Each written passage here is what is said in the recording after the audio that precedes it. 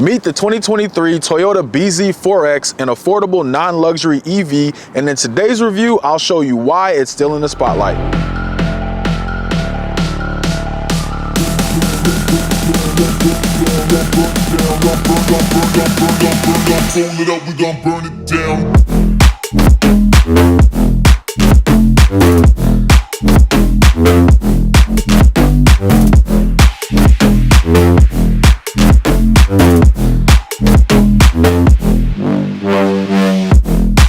In today's video, I'll touch on the exterior styling, interior features, performance specs, and then I'll do a price reveal towards the end.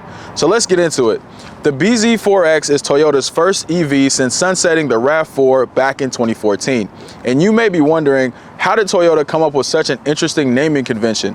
Well, let me learn you something real quick.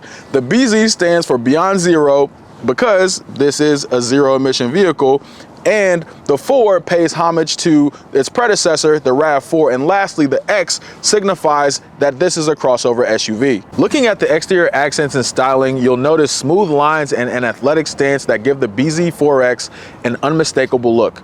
As a matter of fact, if you glance at the front of the vehicle, you'll notice how clean and sleek it is, much like the Lexus RX. However, if you do a 360 look around, it's giving more of a Subaru Soltera vibe, and fun fact, Toyota did partner with Subaru on this vehicle design. This model comes with 18-inch alloy wheels, although I much prefer the two-tone 20s that come with the Limited. Yeah, those. Some additional highlights are the Bz4x's available two-tone paneling, giving it a unique look and further enhancing its sleek design. I also like how the charging port kind of splits that color difference between the black and the white of the car. Now you got some cookies and you got some milk. What? Here at the rear of the BZ, the aerodynamic design caps off with a streamlined rear that features a split roof rear spoiler. Next, you can see LED taillights that span the width of the vehicle.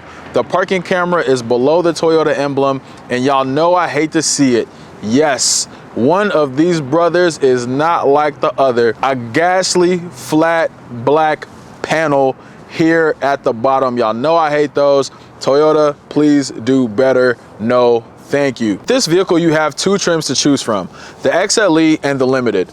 Both come with front-wheel drive, but offer the option to go all-wheel drive. The XLE starts at a base price of $42,000, a range of 252 miles, and 201 horsepower with 196 pound-feet of torque, which isn't too crazy, but it's enough to get you going. It's also a speedy charger, and Toyota claims that you can charge from 10 to 80% in 30 minutes with a 150 kilowatt DC fast charger. Now, the Limited trim, it's a bit fancier. It's gonna cost you $46,700 and offers a range of 242 miles. If you opt for the all-wheel drive version, it'll give you a bit more kick with 214 horsepower. Not a huge leap, but every pony counts at this point. This has about as much space as you would expect in a SUV of its caliber. However, if you fold the seats down flat, you'll have this much space. And then you'll even have some underneath storage as well for charging cables and things like that.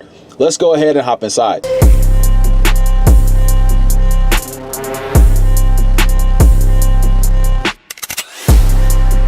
The interior of this vehicle is underwhelming yet practical at the same time. But let's go ahead and talk about some of the interior features. The Bz4x offers a top-mounted multi-information display, which is similar to that of the Prius, where it's placed right above the steering wheel to clearly give the driver everything they need, from various vehicle settings to safety features that are available at eye level to keep the focus on the road. Although well-intended, to me, it's just like the acronym mid. I would challenge the designers to look at more creative options as well as include a heads-up display. Next up, you have the 12.3-inch infotainment display that rises from the center console for a modern look. The screen is responsive to the touch. You also get Apple CarPlay, Android Auto, and access to apps like Spotify and Apple Music, which are all subscription-based. The menu options are intuitive, but I will say that there's no home screen, so that makes things a little weird. Other than that, if you just leave it strictly on the map, I think that's just a better look, and then you can just navigate using the side menu options. Here in the back seats, you have plenty of space. You have head clearance, you have knee clearance, so this is going to be good for your tall folks, your medium folks, your short folks. I'm 5'9" as a point of reference, but as you can see, plenty of space, no concerns. The next thing I'll touch on really quickly is that you do have some behind the seat pockets for storage if you need it. And then you have some USB-C charging ports that you can take advantage of if you're going to be riding back here.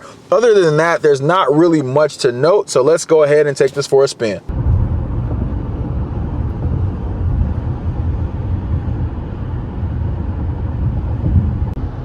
All right, so Bz4x, let's talk about it. So far, so good in terms of driving.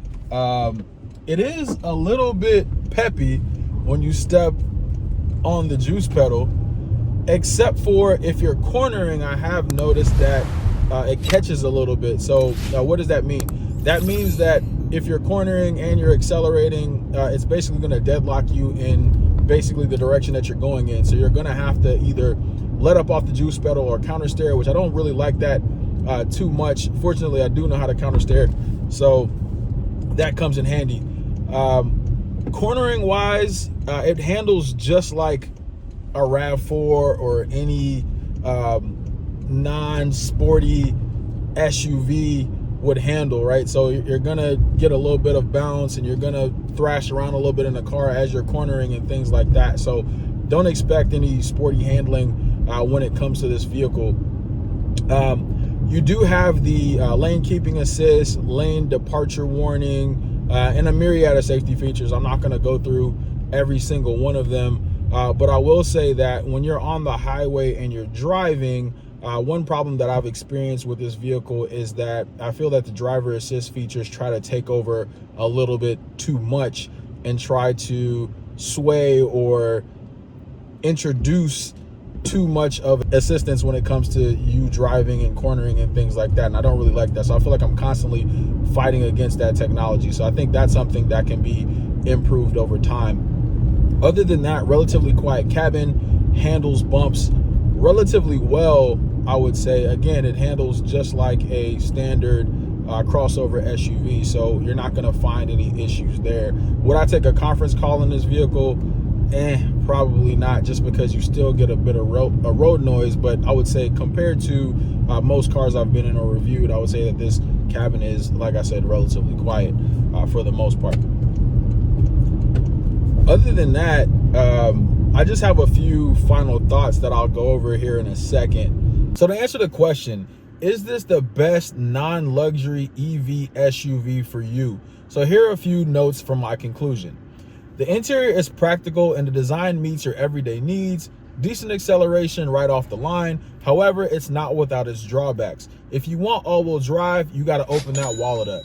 Additionally, the regenerative braking system isn't aggressive enough to me to completely trust the one-pedal driving, which might be a downside for some. While the Bz4X is a solid contender in the ever-expanding field of EV SUVs, some of its rivals offer a more thrilling and dynamic driving experience. If you're looking for an electrifying ride, vehicles like the ID4, the EV6, Mach-E, and even the Ioniq 5 might pique your interest. But if practicality and standard tech meets your needs, then the Bz4X is going to be the perfect vehicle for you. Until next time.